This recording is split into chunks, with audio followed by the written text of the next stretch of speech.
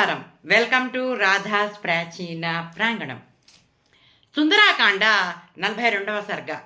అప్పుడే త్రిజట స్వప్న వృత్తాంతానంతా విని మాగన్నుగా నిద్రలోకి జారుకున్న ఈ రాక్షస స్త్రీలందరికీ కూడా ఫెళఫెళ రావాలు, ఈ శబ్దాలు ఇవన్నీ వినపడతాయి. ఆ శబ్దాలకి ఆ చెట్ల మీద ఉన్న పక్షులన్నీ కూడా ఎగిరిపోతాయి భయానికి. ఈ రాక్షస స్త్రీలు గబుక్కున లేస్తారు. లేచి గబగబా పరిగెత్తుకుంటూ సీతామాత దగ్గరికి వచ్చేస్తారు. వాళ్ళందరూ కూడా ఇంత పెద్ద భీకరాకారమైన ఈ హనుమంతుణ్ణి చూస్తారన్నమాట. ఆ హనుమంతుడిని చూసి రాక్షస స్త్రీలలో కొంతమంది భయపడిపోయి పారిపోతారు. కొంతమంది ఈ జరిగిన వృత్తాంతం విధ్వంసం అంతా చెప్పడానికి రావణాసురుడి దగ్గరికి వెళ్ళిపోతారు. కొంతమంది సీతాదేవి చుట్టూతా నుంచుంటారు. అంతమంది మాత్రం సీతామాతను అడుగుతారు, ఎవరమ్మా ఈ వానరము? నువ్వు ఇతనితో గుసగుసలాడుతుంటే మేము విన్నాము. ఎవరితను? నీకేం చెప్తున్నాడు? నువ్వేం భయపడద్దు, నేనేం చెయ్యం, మేము ఉన్నది ఉన్నట్టు చెప్పు అని చెప్పేసి అంటే సీతామాత, నాకేం తెలుసు, మీ రాక్షసులే కదా కామరూపులు, ఈ ఏ రూపంలో ఎవరు వచ్చారో ఏమో, ఇతను కూడా రాక్షసుడనే అనుకున్నాను నేను, నాకు తెలియదు అని చెప్పేసి అంటుంది. ఆల్రెడీ ఫస్ట్ టైం హనుమంతుడిని చూసినప్పుడు కూడా సీతామాత అలాగే అనుకుంటుంది కదా, అదే ఇక్కడ చెప్పిందనమాట. ఇతన్ని చూసి నేను రాక్షసుడే అనుకున్నాను అని చెప్పేసి చెప్తుందనమాట.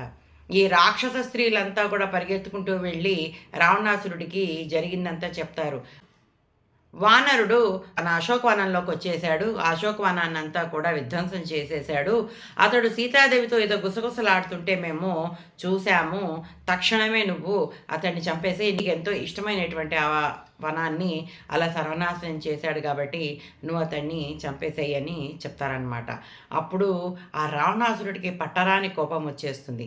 ఆ కోపానికి కళ్ళు ఎర్రగా అయిపోయి కంట్లోంచి రక్తం పుట్లు కారినట్టుగా ఆయన కోపానికి ఇలా ఒక చుక్క కారితే అది ఎర్రగా అంత కోపం వచ్చేస్తుంది రావణాసురుడికి.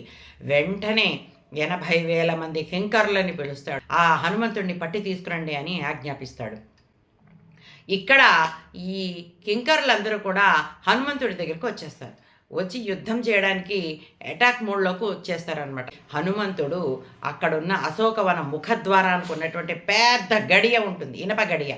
ఆ గడియ, దాన్ని పరిగా అంటారు, అది తీసుకుని చుట్టూ తిప్పి ఈ రాక్షసులందరినీ నేలమట్టం చేసేస్తాడు. ఒక్కటే ఒక తిప్పుకి రాక్షసులందరూ కూడా చచ్చిపోతారు. అంత భీమకాండ అన్నమాట.